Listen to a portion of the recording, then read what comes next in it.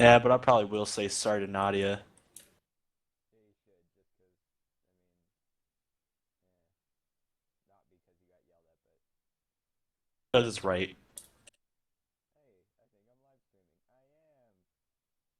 Oh, that was a lot easier than I thought. How do I get you the link for this? Problem is that it's gonna play your sound. I mean, Like it's gonna play you talking through the stream. gross.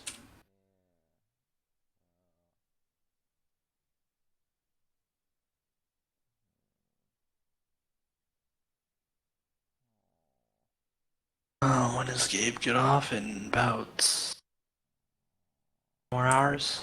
Alright.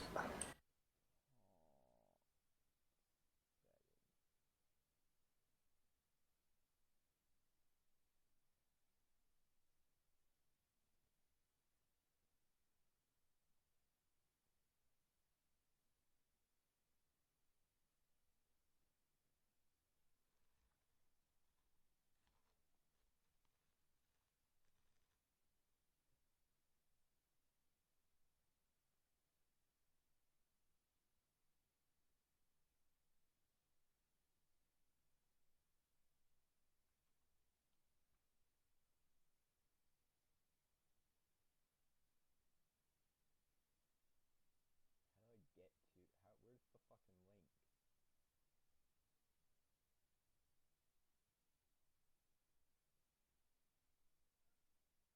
Where? How do I? How do I?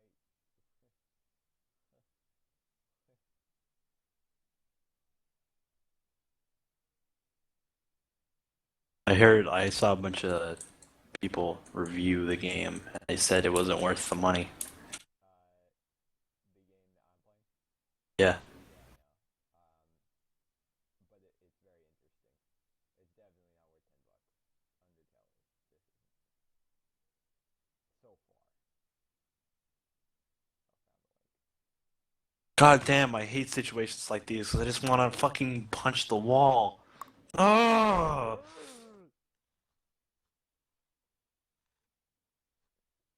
Do you see my computer?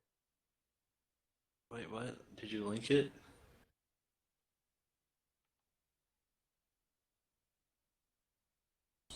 You're on YouTube.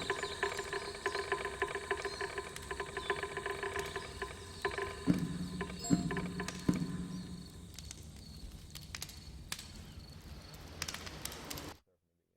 Do you see it? Does it actually work? A little bit behind.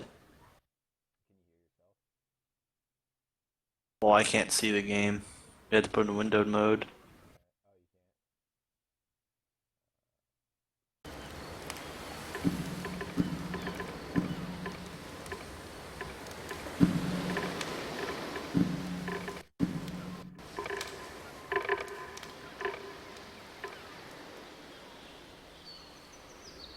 I can hear the game. I can hear myself like 5 minutes from now.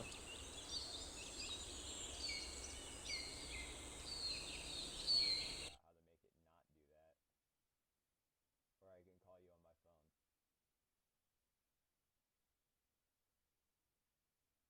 Jordan, What? I can call you on my phone. On Skype? Yeah. Okay. Oh my god.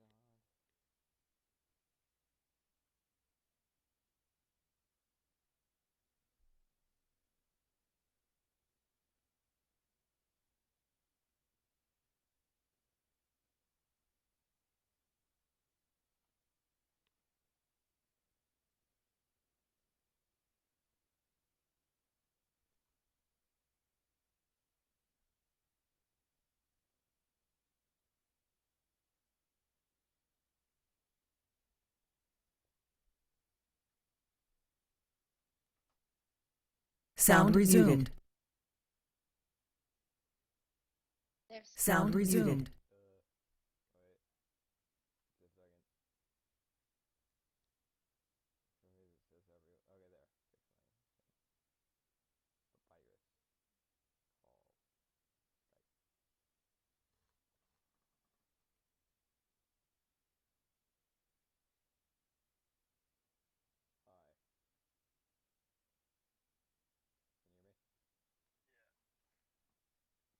Sound resumed.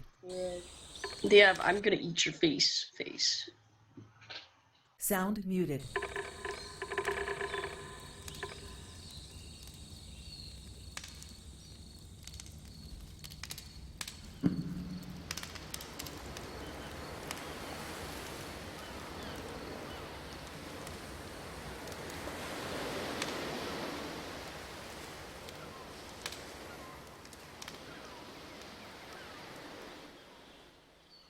Hi there. Thank you very much for playing The Beginner's Guide. My name is Davey Reedon. I wrote The Stanley Parable, and while that game tells a pretty absurd story, today I'm going to tell you about a series of events that happened between 2008 and 2011. We're going to look at the games made by a friend of mine named Coda. Now, these games mean a lot to me. I met Coda in early 2009 at a time when I was really struggling with some personal stuff, and his work pointed me in a very powerful direction. I found it to be a good reference point for the kinds of creative works that I wanted to make. So just to start you off, this is, I think, the first game he ever made. It's a level for Counter-Strike. You can walk around here, by the way. And mostly it's just Coda learning the basics of building a 3D environment. But what I like is that even though he starts from the simple aesthetic of a desert town, he then scatters these colorful abstract blobs and impossible floating crates around the level. And of course, it destroys the illusion that this actually is a desert town, and instead this level becomes a kind of calling card from its creator. It's like a reminder that this video game was constructed by a real person. And it kind of makes you wonder, what was going through his head as he was building this? This is what I like about all of Coda's games. I mean, not that they're all fascinating as games, but that they are all going to give us access to their creator. I want us to see past the games themselves. I want to get to know who this human being really is. And that's exactly what we're going to do here. So, it's 2008, Coda starts making these games, and he never releases any of them. He doesn't put them onto the internet, he just makes them and then immediately abandons them, and they sit on his computer forever. And I think he really understood this image of himself as a recluse. At one point, he jokingly renamed his computer's recycling bin to Important Games Folder. So, this was just how he worked. He tended to crank them out one after the other without even really pausing to try to understand what he had just made, until suddenly one day, he just stopped. In 2011, that was it. He made his last game, and then he hasn't made another one since. And that's why I've taken this opportunity to gather all of his work together, is because I find his games powerful and interesting, and I'd like this collection to reach him, to maybe encourage him to start creating again. And if the people like you who play this also happen to find his work interesting, then I'm sure it'll just send that much stronger of a message of encouragement to Coda. So thanks for joining me on this. If you have a particular interpretation that I haven't mentioned here, or if you just need to get in touch, you can email me at daveywreden@gmail.com. Okay, that's about it for introduction. Let's take a look at Coda's first proper game. As each game is loading, I'll show you the date that it was completed. This first one was made in November 2008.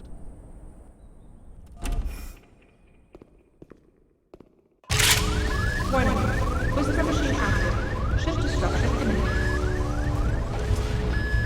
This game is called Escape from Whisper, and it's one of the more generic games you'll see from Coda.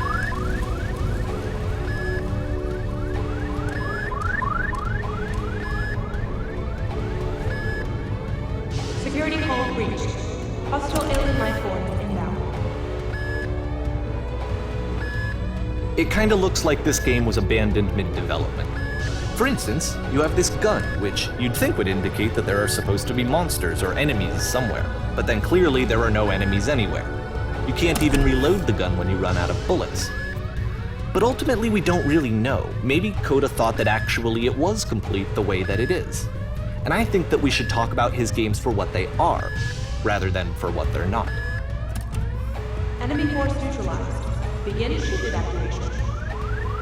I love how you can see the bottom of the universe from this room.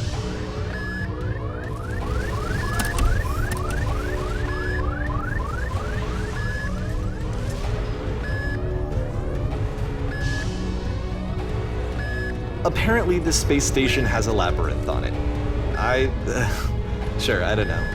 There's really no reason for it that I've ever been able to discern, so in the interest of time, I'm just gonna skip you on past it. Okay, this is the part that's interesting. The game has this narrative about the whisper machine and how it has to be turned off, and then you get to the engine room. Hey, you there, in the engine room. You could save us all. That beam is powering the whisper machine. We could disrupt it by introducing a great enough heat signature. If your body could stop the beam. It's so much to ask, but for all of our lives, would you do it? Could you give yourself?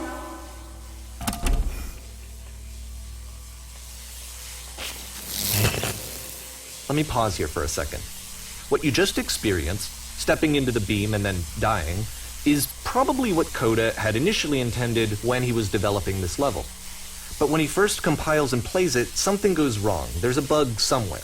And this is what happens instead.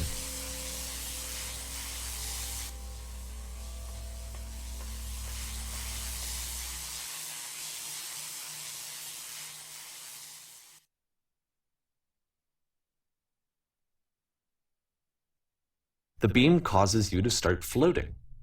And this is an important moment for him. Because yes, this is technically a glitch, but Coda identifies something human about it, like how small it makes you feel in the face of this larger chaotic system.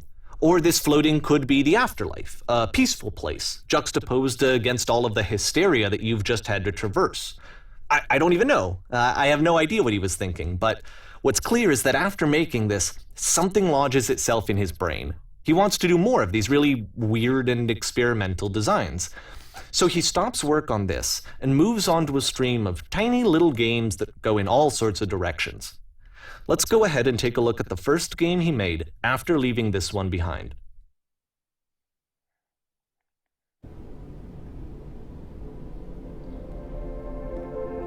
Yep, in this game you can only walk backwards.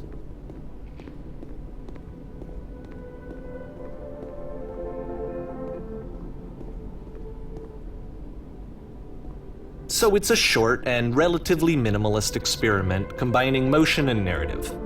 It is less advanced than the previous game, but actually it seems to be more focused, more complete. Code is trying to give it a unique voice rather than simply basing it on a pre-existing trope.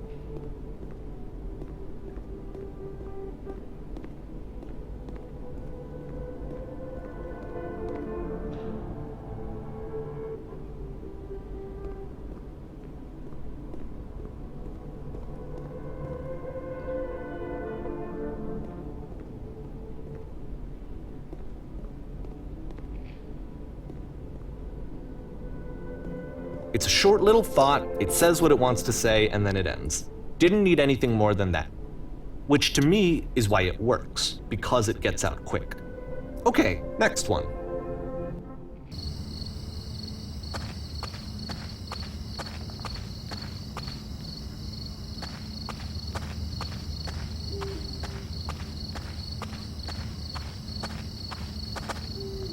And that's it. Okay, the meaning of this game won't be clear just yet. Please be patient with me for a few more games, and I promise you'll see what makes it interesting. Oftentimes, Coda would put bizarre titles like this one at the start of his games. I wish I'd known him at the time that he was making these early games. He would really only talk to me about his work as he was making it. Once he stopped work on a game, that was it. It was dead to him. And I don't agree with that at all, but what are you gonna do?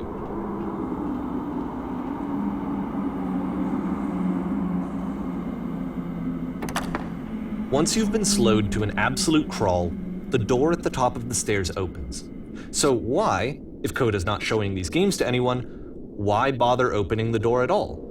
Well, to show you, I'm modifying the game here so that when you press enter, it'll bring you back up to full speed so you can enter the door for yourself.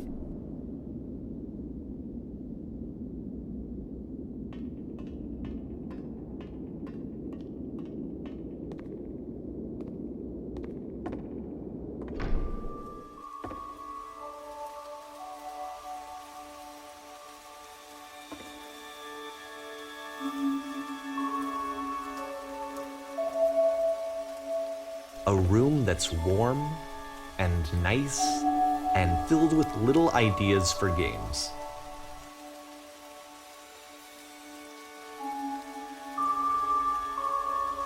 Coda would often tell me that he didn't mind if people thought of him as cold or distant. He said that he knew that he was actually a vibrant and compassionate person, but that it takes time to really see that. It can be a very slow climb to get there.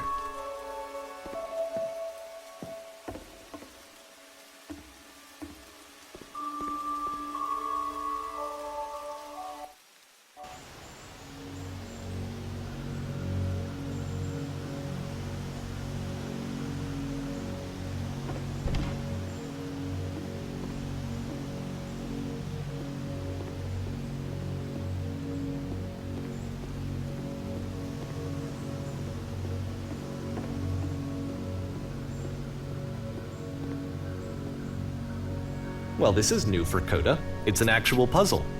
Go ahead and see if you can solve it.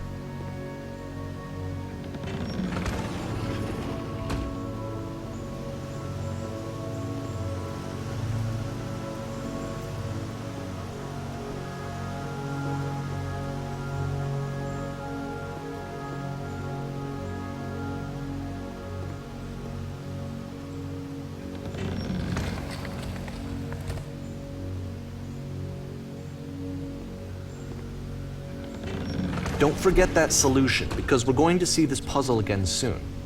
We're going to see it a lot.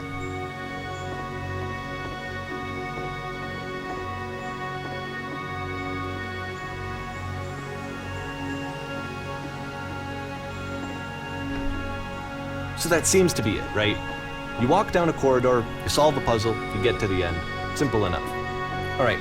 Now I'm going to modify the game again so that when you press enter, it'll remove all of the walls from this room.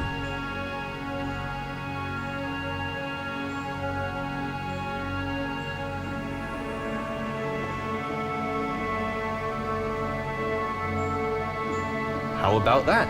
There was more to it than we had any way of knowing. I actually find it funny that this game comes after the Stairs game, since they essentially convey the opposite idea. So, in the Stairs game, a dull exterior concealed a rich interior. And then, in this level, a dull interior hides this fantastic outer world. Either way, I think that the point is the same, is that most of the time you don't get to know what you're missing, or even that you're missing anything. That's not your role as a player. So if your role here is not to understand, then what is it?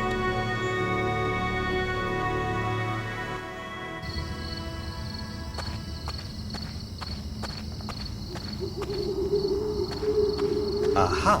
So, this, combined with the entering game from earlier, tells us that Coda believes his games are connected somehow.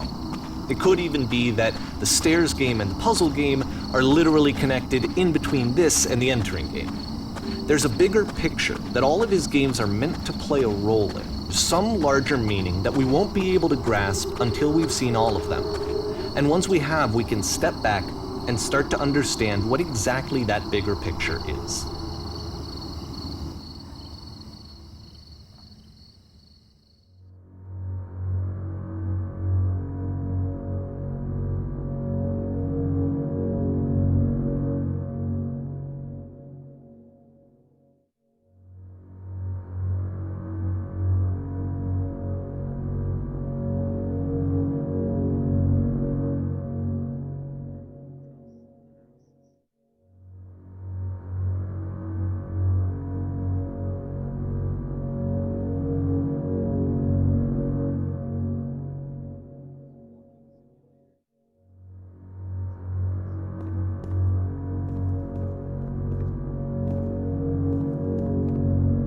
Let's talk about video game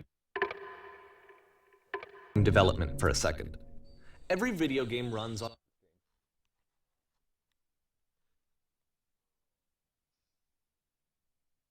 But it gets really kind of depressing.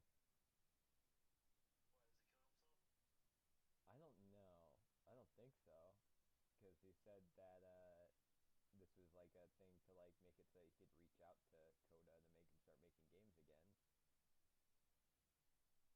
But he sounds like he's dealing with depression. Like, it sounds like a game